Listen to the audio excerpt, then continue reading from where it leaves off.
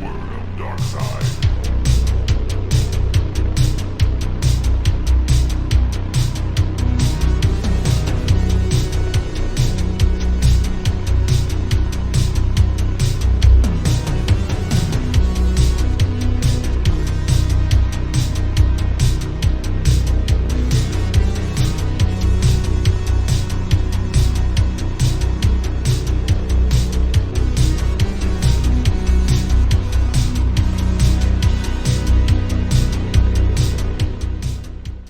Welcome back to another episode. I'm your host, Vincent Green. I'm your host, Noel John Tui. And this is Dark Side of the Moon. Let's get to it, motherfuckers. It's a paradox. We're flashing them points. We're flashing them points. Flashing them points. The flashing them points. So, Noli, we're back with another episode of Dark Side, another one shot, another shortened episode focusing on the DC animated world. And this time it comes from the Justice League again, once more, a movie that we kind of waxed lyrical about the last episode on we did Justice League Dark Apocalypse War, the most fucking wordiest title ever. But this time we got another Justice League movie, and it's focused around Barry Allen, the Flash, and one of the best probably DC animated movies out there, and that is Justice League, the Flashpoint Paradox. What do you think of this motherfucking movie, Noel? Oh, every single time I watch it, I just love it more and more and more. It just stands up to rewatchings. It's just got that really great execution, that a film where you mess with time or alternate realities, you get to like really kind of let your imagination run wild. What if Superman was taken in by the military? What if Batman was the one who took the bullet? What if and somebody go, you know what, I liked all of those ideas. Yeah. Yes. Yeah. Let's do all of it. And this film is just it is just an amalgamation of the craziest stuff that was thrown there, but at the same time there was a storyline. It all worked. The whole humanity caught in the middle of the Themyscirans and the Atlanteans, and just hundreds of millions of people dying in the fallout of that. It was just spectacular. It was epic. Yeah. The small form storytelling and the large form storytelling were both excellent in this film, I think. What about you? Man, that fucking war between Themyscira and Atlantis. Oh my fucking word. What a genius fucking storyline. Oh my god, holy it was fantastic. Fuck. It was like World War II on steroids or something. You know what I mean? Like, it was insane. Man, like Thomas Wayne as Batman, because Bruce Wayne got shot. Superman, this like alien that's been like left underground for his entire life. Because he's probably been studied and experimented on and all this shit, like, and kept under red lamps so that he's his power source literally never seen the sun, because he's Superman. You can, when I say not seen the sun, he has not seen the sun. He's got a serious dose of the 11s on him. Do you know 11 from Stranger Things? He's like friend, hero. It's like some of the only thing about some of the writing was weak as fuck in this, but you get that in animated movies sometimes. You get that, but the storyline was top notch. What is it? What did you think? I loved it when it's a bad guy who just hates you. Yeah, like he just hates you. Why does he hate you? Don't worry about it. I hate you. Even at the start where he's just kind of like, well, like, now you're going to die too, and he goes, well, that's fine. That's fine. That means taking down you. I love it. To pay. Yeah, small price to pay, and the Joker is never going to be topped, but Reverse Flash is an excellent bad guy. Eobard Thawne. Eobard Thawne. Yeah, that's exactly it. What kind of a name is Eobard? Is a 25th century name? It's probably like, that's what the writer probably said in that exact pitch meeting when it's probably like John or something at that stage. It's just like, oh, everyone, Eobard. I know 9 Eobard. Bort. I never knew Bort. Did somebody call me? Sorry, Bort. Oh, wow, Bort nameplates again. I love the idea as well. We always talk about what if Superman was let loose, but you forget that Wonder Woman and Arthur are both royalty. If they were let loose, it wouldn't be just Arthur Curry, Aquaman. Arthur Curry, Aquaman, yeah. You forget that they aren't just like, badasses who in a fight could throw a tank at you. Like, they're plenty badass. Yeah. But it's the fact that they're literally royalty. There's armies of advanced or magical weaponry. Demigods, yeah, absolutely. So I thought, it's one of my favorite stories. It just really is. I mean, if they made a film of this, I know they're making a Flashpoint film, but I'm just saying, if they just did play for play, people would be like, I'd be like, fine. just fine. Just bring that to the silver screen. I'm 100% down. Man, if they make a live action of this movie, it's going to make like $2 billion in the box office. Oh my god, it'll cost you about 250 million to make, and it'll be worth it. Oh yeah. Oh, like 100%. Could you imagine that? Like fucking Jason Momoa leading a fucking army of Atlanteans against fucking Gal Gadot. Yeah, you know what I mean? Absolutely. Yeah, fucking amazing. Like, and they've established, and they both have had standalone movies, so you've established what Atlantia. We'll have two at least. Like, there's 2 Wonder Women, and there's a second Aquaman coming on the way. There's a second act. Yes, you're right. So, and let's just say that in Dreamland, by the time this is even dreamed up, there would be at least 2 for each. So we've got an idea of what the Atlanteans can actually bring to the table, and we have an idea of what Themyscirans can bring to the table. So I can already kind of picture it. They played and DC is fucked up its live action so much, but they've actually world builded Arthur quite well, and they've world builded Diana quite well. Boo. So boo. Yeah, the sequel's trash. The sequel is trash. Yeah. The first film I really enjoyed. The first film's awesome. I even wrote an article about it, saying how awesome it is. I love the second film where she's like, "How do I fly? I know. First of all, I'll lasso lightning." Like, come on, y'all. That's weak ass writing. It's always strange when it's a lot of the same people involved. You expect like Gal Gadot herself to be involved, but it was the same director, and like Jenkins. Yeah, and I don't know. Anyway, that's definitely a conversation. Did we do the second Wonder Woman? No, we haven't done the DCU yet, but like soon. I'm laying up some stuff for some live action DC content. I've been lining up some stuff. Well, you need to put something to make the medicine go down. If I'm doing the second Wonder Woman, I need something to sandwich it, something good on either side of it. Yeah, I'm going to line up some stuff, and we'll get stuck into the DCU, and we'll get stuck into the Nolan Batman trilogy, and even the Burton ones and the Schumacher Batman movies. I've got nice. Yeah. I've been in discussions here and there, so I'm hopefully going to line up some cool things, some cool people to talk about some cool shit. But like the way the live actions got it wrong, like this movie got everything right. Like, you know what I mean? Like everything. Like everything, right? Like it showed us like a completely different version of Batman, but in a very similar way. One that's not afraid to take life, and like we even got to see like the hint of Martha Wayne being the Joker. Like, come on, who the fuck comes up with that? It was gorgeous. That was insane. Gorgeous, wasn't it? Yeah. Oh my god. Like there's so much to it. Like, it's like one thing I would have liked, it kind of annoyed me, is when the Flash somehow magically speed forced Eobard Thorne's fucking suit back to the Flash suit. That made no sense when it was in the ring and stuff like that. Yeah, really annoyed me. It would have been better if he had to wear his suit. Yeah, you know what I mean. Yeah. I don't know, but again, these are nitpicky things. Absolutely. I mean, you were just when it hit right, dumb, when it hits right, this film just hits right. That's why he stands out even more so. Yeah, actually, that's a good point, isn't it? It's like a tiny little white wine stain on something that is otherwise just completely white, completely spotless, and it draws the eye. If it was just a trash film, it would just be another thing in it that's trash. Yeah, it's like apart from that, that just really named me. Well, apart from that, like, we got to see this cool fucking friendship between Barry Allen and Thomas Wayne. We got to see Cyborg. And by the way, everybody in this fucking movie never misses trap day. Massive shoulders, tiny heads. Everybody. Everybody. Gigantic shoulders, tiny heads. But like, we got to see, one thing I loved about it was like, it touched on so many different things. Like Hal Jordan, fucking, he doesn't become the Green Lantern, but he ends up finding the Green Lantern ship. Towards he's trying to destroy the Atlanteans, WMD, like their weapon of mass destruction. And like which was Captain Atom. Yeah, exactly. Yeah, they're just trying to overload him, I think, pretty much, wasn't it? That's it. Like a super nuke or something, wasn't it? Like collapse in on himself. I didn't get the jargon, but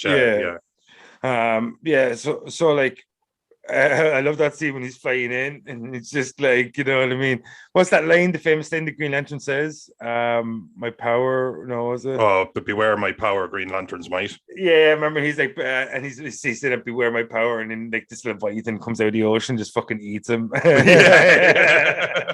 It's like, oh man, like it had everything, man. Fucking, I love that start where Arthur disabled a bomb by having microbes eat it, and I was like, shit, that's powerful. Like that's I think fish not going to be able to take on a Superman or something, but like microbes, like microbes themselves, that shit's scary. That's a scary thing to be able to do. Like there is plastic eating microbes in the ocean, isn't there? There is, yeah.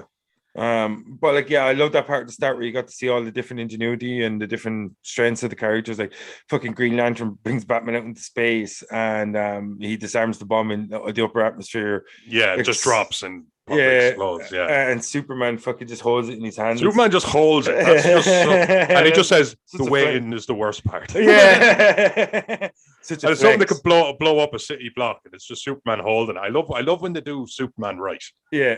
Because Superman, of all the characters, it's always Superman's powers that are like absolutely like could fly into the heart of the sun, or like a bullet in the eyeball would hurt him. He's always badass, but there is a kind of barometer there. In this film, Superman, even the scrawny ass 11 Superman, was in the sun for like 2 seconds, and he was just completely and totally unstoppable. Literally God tier. Oh, it just instantly God tier. Yeah, man. Like both versions of Superman were fucking awesome. To see like the classic True Blue Superman and to see that alternate, like kind of fucked up 11 Superman, like it was really fucking cool. And both of them were awesome because like you got to see the real might of the classic Superman. And then you got to see this kind of almost like newborn Superman. Yeah. Like, you know what I mean? It was very actually kind of in a way a lot more dangerous because he did no refinement to his power whatsoever. Yeah, oh man, that part where he just fucking blows off Aquaman's hand, his arm. Yeah, exactly. Just he himself not even really knowing what he's doing, and he's friend Aquaman. Hero. All right, Superman, calm down. You're getting excited. Close your fucking eyes, Superman. Close your eyes. But I don't know. There's so many good set pieces in this as well. But I have to say, maybe one of my favorite things is just dark versions of superheroes. Yeah. Because Batman was still a hero, but what if somebody had to watch their son die? He wouldn't grow up and be able to come to terms with it and turn it into something good. He'd just get angry and do something. Like he has a gun and he's not afraid to actually just take out the bad guys. Even the girl, the kind of Harlequin, whatever version of Harlequin, he just throws her off a building and like. It's like you weren't supposed to catch her, or no, you shouldn't have caught her, and you shouldn't have thrown her. Yeah. Cyborg was the only one that kind of kept basically the same. He was just like a superhero on a team, and then he was like a simp. Yeah, exactly. You simped. So was that Michael B. Jordan doing his voice? Actually, I don't know, but I won't be surprised. Well, maybe it was Common. Yeah, bastard bet me to it. I was going to say it. Damn it. See this episode's going to air before the episode. People want to. Is it? Probably could be even weeks before. Let's just leave that. That's just something that exists just for us. Yeah. And then a bit of common knowledge. Oh, I see what you did there. That's what I do. Method man to the madness. You need to calm down, sir. Tell me, what did you think of the animation style? I know you were saying that the kind of proportions were a little bit off, but I think that all the creatures and stuff that they brought into it, I thought they had a lot of fun with it. They didn't cut corners. I thought that the scope of it was absolutely massive. Oh, like, don't get me wrong. I'm like, apart from the, tiny heads, all that shit, but like, superheroes are all exaggerated in how they look. Anyway, especially in animated. Like even in live action, they exaggerate the features of the actual people themselves to make them look more. You know what I mean? Like it's just the way it is because the larger than life characters. But like apart from that, man, aesthetically it was fucking amazing looking. Like the whole thing from the start. The disarming Eobard Thawne's fucking bombs and all this shit. The fight scene with the Rogues Gallery. To waking up in the fucking parallel universe, to the whole build through where he meets Batman, like everything. Like not only was the story savage and how well paced, it always looked fucking good doing it. Like the style of the new Batman suit, which was kind of it kind of reminded me a little bit later on. I suppose actually, the other one came out later, but I'm not sure if this came out before or after the Red Sun comic book. But it kind of reminded me of Soviet era Batman. Yeah, from I won't be sure of the timeline there either. Because it'd be in and about. I'd say Soviet maybe was just before, but because this film came out in 2013, but the storyline, of course, would be before that. But it did have. But even just the red against black just worked. It was very, very cool. Yeah, like even Superman's new suit was fucking cool. Like, he kind of reminded me of Reed Richards. Yeah. Actually, that's it. Just the basic kind of spandex thing. And he was scrawny as hell. I don't know. There was nothing about this I didn't enjoy. I think the first time I watched it, I just thought that this is what all superhero films should be. Just kind of let loose. It didn't have the truth, justice, and the American way or anything like that. This was gritty. Yeah, and it was war. It was war. Yeah, that's it. It was war, and it was war on superheroes going to war with each other, and it's not like the teams of misfits going up against Thanos. It was like, no, like you were in the middle of it. It was about, and it's great when the human beings aren't like, they're just in the way. Yeah. If they die, they don't die, whatever. It just does not matter to them. They are just the pavement that these two superpowers are fighting on. Yeah, like the Themyscirans came in and killed 32 million people in Britain or something. Took over and called it New Themyscira. That's it, yeah. Yeah, compared to the place that they used to live in, like Britain's a lot colder. So I hope they dress warmer. And like considering they all fit on an island, I'm just wondering if there's probably an awful lot of like room where they were like, we could spread out. Yeah. But one thing I loved about it was when Barry was constantly regaining in air quotes because they're the paradoxical memories, and he's slowly learning how this world has come to be and how this war occurred. And I really loved that part with the flashback, if you will, where he saw what caused the war between Themyscira and Mera attacking Diana and her taking her head. Well, didn't Diana fuck Aquaman though, didn't she? Yeah, but that was it. And Mera was jealous. And of course, it was her husband. So she attacked and then lost her head and you won war her. Yeah, it was cool though. It was another just I think it's just on her crown was fucking awesome, man. Yeah. You wear it as a trophy. No, I wear it as a warning. Or even when she kills the guy that was in looking for Lois Lane, and she's like, "I am a servant to my people. Nothing is beneath me." And she's Grifter. Oh no! It wasn't Grifter. No. Steve Trevor. Steve Trevor. That's exactly who it was. The lane. Sorry, it's a fucking great lane. Yeah, it was. Was it? I am the Queen of Themyscira is a servant to her people. There's nothing that is beneath me, and she just hangs him. Like she could kill him so quickly, but that's the thing. Not only was she was cruel. Yeah, she was actually cruel. So good. Absolutely. Man. So it really shows you what Wonder Woman can do, though. Like, she can absolutely. Do. Like, she's up there. Like she's up there. Yeah, absolutely. Yeah, she's like I've always, they've always even been suggested like she loses out to Superman in like speed and sheer strength, but she's a warrior. Yeah. Like a full, absolutely fledged century-old warrior who is just as refined a weapon as even imaginable. And in this, that's what she is. She's just terrifying. Yeah, a real live Amazonian. You know what I mean? Like half goddess and just so cool. Why was Shazam called Thunderman in this? I don't know. That made no sense to me. That made no sense to me. Shazam is his magic word, and each letter of Shazam is a god whose power he has. Yeah. The Z is Zeus, and the Mercury, the speed of Mercury, and the wisdom of Achilles, or the invincibility of Achilles. I can't remember them all, but Shazam itself is the word, and it's an acronym for all the powers he has. Yeah. So, like, what the fuck is Thunderman? I have no idea. Yeah, it's probably like strength of Hercules and something. Is it? No. Yeah, it is. I think it is strength of Hercules. That's what the S and the H is.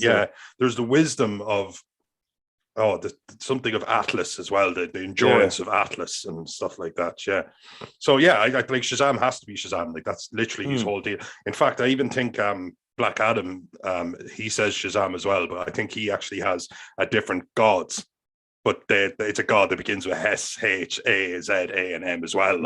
So Shazam, the magic word, is such a big thing. I know, like they changed everything and they're having fun with it, which I agree with because that comes across and you get to enjoy it too. But it didn't feel necessary to me.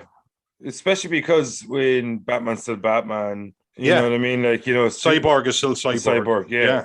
I don't understand why you changed his name to Captain Thunder or whatever. Thunderman? Captain Thunder? Thunderman? Some bullshit. Captain Deadpool. Yeah, like I just didn't understand it at all. But I love the part though when he's lassoed by the lasso of truth. And she's like, you say a word. She's like, this is not your form or something. How do you get this power or some shit? And he's like, I say a word. What is that word?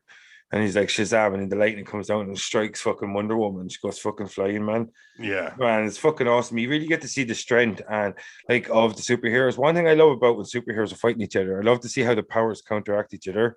Yes. You know what I mean? Like, and I always say this to you, the power Mm. sets are important. 100%. I mean, Superman fighting Spider-Man, it wouldn't work. Yeah. And it shouldn't work. Yeah. You know, so you have Superman needs something he can hit, and that's something like Doomsday, and it's something like Zod. It's something he can hit. Yeah. And sometimes you're looking at the Justice League and you're kind of thinking, I wonder who amongst them would be a good to fight Superman. Yeah, to fight Superman it has to be Aquaman or Wonder Woman, one of those two. It has to be Wonder Woman for me, I'd say. Yeah, well, like Aquaman gave her a really good fight. Like, absolutely. Didn't he have her defeated until he got his hand shot off? Yeah. So, you know, and she killed him later on by sneaking up behind him. They did both of them well, because even though like she comes out and she kills him, it's still like there was such a close fight that you weren't like, oh, so she's the strongest. It's not one of those things where if they fought 10 times, she would have won 10 times. Yeah, exactly. You know, she would have won 6. Yeah. Or, you know, she would have edged him, but she wasn't on this like league where he couldn't possibly have touched her, you know. Well, she had lost that fight though until she had, yeah. But it's not over till it's over. She had and she kind of showed even more than him that she was just ruthless. I mean, she killed a kid in it, you know. Oh, Billy Batson, like she kills Billy. Yeah, Batson, that seems insane. That's insane. She removes a threat from the board. That's all. Like, and fair enough. To be fair, Billy Batson is a kid, but also Billy Batson is a massive threat. Yeah, because he has like Superman tier power. So I get like, but like killing a kid, it would just show that this was, and it's a great thing. You just get this because of Flashpoint's the whole concept. You just get to restack the board. Is it any less worse if she kills him in his Shazam form? That's the thing. I don't think so. Because he's still the kid. He's still Billy Batson. He's still the kid. Yeah. You know what I mean? Like, yeah, exactly. She just beat the fuck out of this kid like before that. I mean, you don't have a problem when you Shazam. That's so fucked up, isn't it, by perception? Isn't it? Like, yeah, I don't know. I mean, I could have taken his tongue or something, you know. What? If he can't say Shazam, he can't do anything. Does he not have like? Is the power within him? Does he? No, actually, that's the thing. It's very goofy, but like there has been scenarios where like he's been gagged or something, and he can't do shit unless he says Shazam. Oh, really? Yes. Which is kind of like, you know, if somebody was mute or somebody was, you know, sign language, or like it wouldn't work for Sheila because she can't. She's so bloody quiet. You know, Shazam. I've been shouting at you for ages. Shazam, where are you? Where are you, Shazam? Great power from above. I don't know, man. Like this movie was badass, and it's like I imagine a lot of people sat down to watch a nice Flash cartoon with their kids. Yeah, and then they got to the point where Billy Batson's getting killed, and eventually kind of go, you know what? You know, like Lex Luthor and Deathstroke getting killed. You're kind of going, okay, yeah, you know, I get it. But then you're kind of like seeing the kid get killed, and you're going, this actually it's quite a violent film. It's quite violent. Never ends well with Lex Luthor in parallel universes. No, it doesn't. Especially because they always flip the script and they make him a good guy, but he's never so likable that you can't kill him off. You know, he's always kind of has that sacrificial lamb kind of thing going on. Yeah, like remember Grifter. Hey, Batman, why don't we team up? Yeah, Grifter and Batman, and he gets shot like 6 times. Get shots with arrows or something, isn't it? But when he gets taken out, and also like the big showdown with Flash and Eobard was Reverse excellent. Flash. Reverse Flash. Name. It's a stupid name. Fucking stupid fucking name. And I always kind of the thing with the speedster versus a speedster. If you're not willing to go to the dark places that he's willing to go, he's going to beat you. Yeah, like with Arthur and Diana, they were fighting to the death. But of course, like Flash was kind of still very pure all the way through. Eobard wasn't above like sticking rebar through your leg or whatever, you know. Yeah, like even in the Flash TV show, he was a really good bad guy. He actually was, and that first season was excellent. Yeah, so much so that they decided to have Speedster be the villain for the next 4 seasons. Yeah, well done, CW. Well done. And then I always thought when Reverse Flash, I love the fact that it took a bastard to take out a bastard. Yeah, you know, it just like I'm just going to shoot him in the head when he's not watching. You know, like how dishonorable and fatal can I be? I'm thinking shooting him in the back of the head. Who kills him after again? Batman. Batman shoots him in the head, and he's not able to phase in time, and it actually gets through him. Yeah, Thomas Wayne's Batman was pretty fucking cool. Yeah. And I have to say, it had the feels at the end. It was cool where Batman gets brought a letter. Cries like a little bitch. And cries like a little bitch. Yeah, that's exactly bitch, man. Not me. I would have been like, throw it in the bin. He never came to any of my plays. He was murdered, I know, but still. Yeah, at one of my plays. No, but what you call it? That scene was good, like a little bitch man crying. I know. Yeah, no, that was really cool. It's like you're one hell of a messenger. You're one hell of a messenger, Barry. Yeah.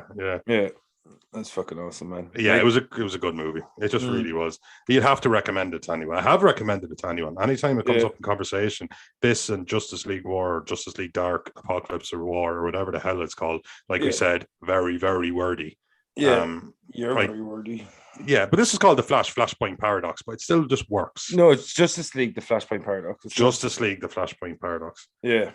Yeah, it's a Flash movie though, in fairness. It could just been called the Flashpoint Paradox. You know, I mean, it's a Flashpoint Paradox, and it's like the Flash does a thing, and this is what the Flash's world looks like. Yeah, you don't even need to call it like Justice League or even Flash. Just call it Flashpoint Paradox. I think they just needed that brand recognition maybe attached to it. Yeah, absolutely. Yeah. You know what I mean? Like, I don't know. I think it's the best story arc that I think could, in actuality, be made into a live action movie.